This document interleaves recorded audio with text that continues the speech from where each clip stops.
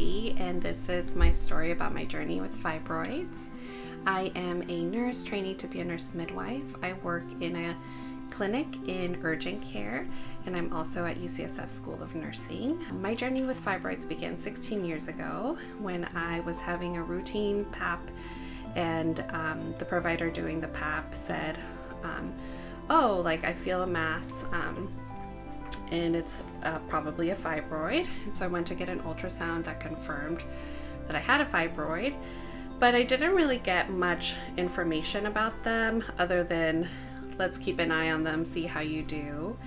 I was in my 20s and healthy, and that also meant that I was kind of in and out of different jobs and different health insurance, and so I didn't really pay much attention to it since I was feeling well.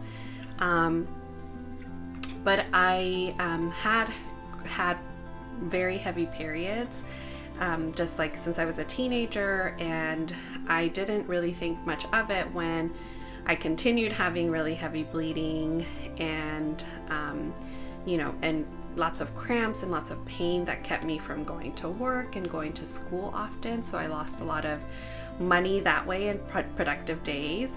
And in addition to that, I was spending a lot of money on period products because I had to buy pads and tampons and wear them together. And even then I would have leaks. And so that really brought me a lot of shame.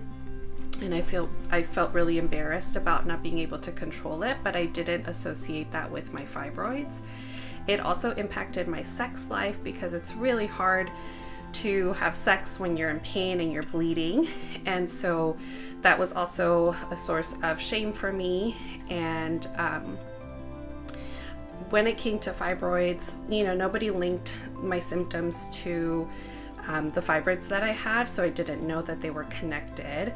And later on, when I got really sick and had even more severe symptoms and pelvic pain in my 30s, it was me that had to do a lot of research.